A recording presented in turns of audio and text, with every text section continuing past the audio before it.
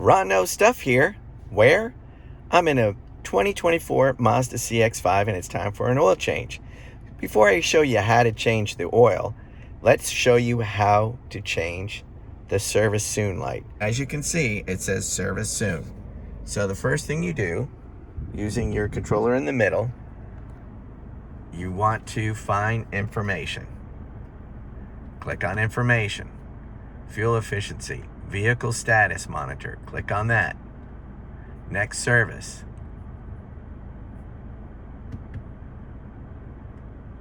Maintenance details. Distance until oil change. Okay, so we're gonna go back and we're gonna set the settings. So next service date, we're gonna say is 3 months from now. So today is 3/2/2025. So we're gonna change that to 6. Then we hit the back button. And we're gonna change the date. We'll leave the date, that's fine. So that gives us 90 days of oil. All right, so the best way to do this, I've discovered, is set it to automatic. And then reset servicing. And then hit reset again. Now it cleans it all back up. And notice it sets it to 12,000 miles. You don't want to go 12,000 miles. So what we're going to do is go back to automatic, change it to manual. Going to set the next service date, year, 2025. Back, month. Let's do month 8. Back, and we'll leave it on the first date of month. Then we'll go back, and then we're going to set the miles to 5,000.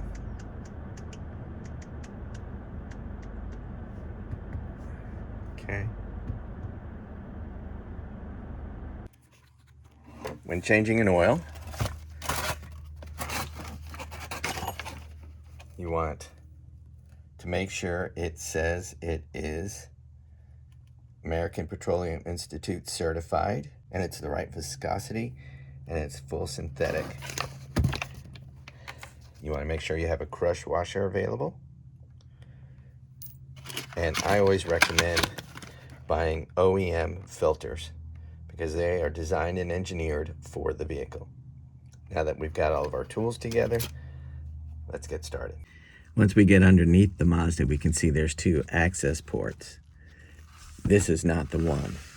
This is the one you want. And as you can see, it uses Phillips, 2 Phillips bolts, and it looks like 2 push pins.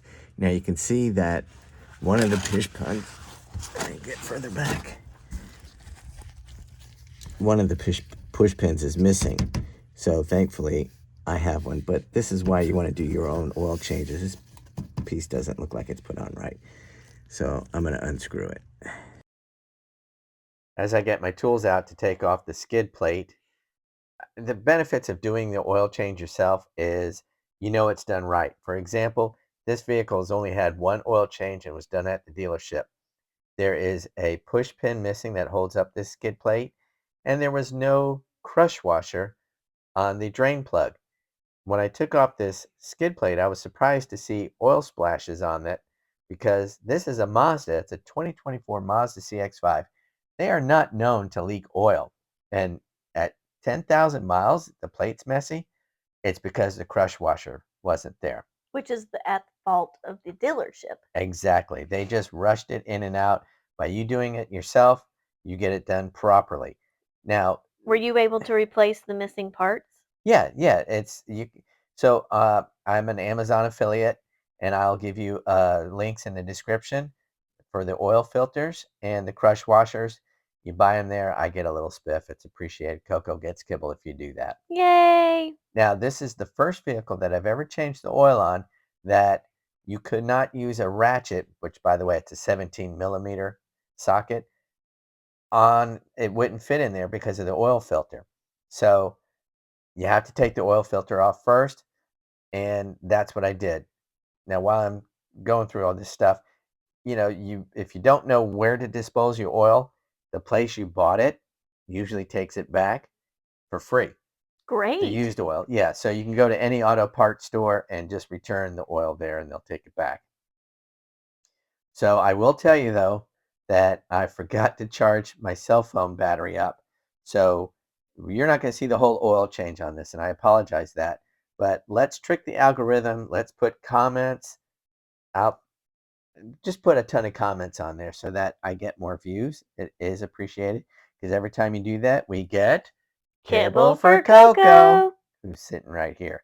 So um, as I'm taking off this oil filter, I'll remind you to always check the oil filter to make sure the gasket stays on the oil filter, because if it's not there, which it is there, but if it wasn't, I'd run the risk of double gasketing, which means I'm going to get an oil leak. So use a crush washer, make sure on the drain plug, make sure that you've made sure the gasket is still on the oil filter and you're not going to have any issues. I want to thank you for watching. If you have questions or comments or concerns, again, post away. Let me know what you need because Ron knows stuff. Mrs. Ron knows stuff. And now you know stuff too. The other thing is, as long as you keep track of your oil changes, it's a benefit to you. You don't have to Absolutely. do it at the dealership. Welcome to Ron Knows Stuff!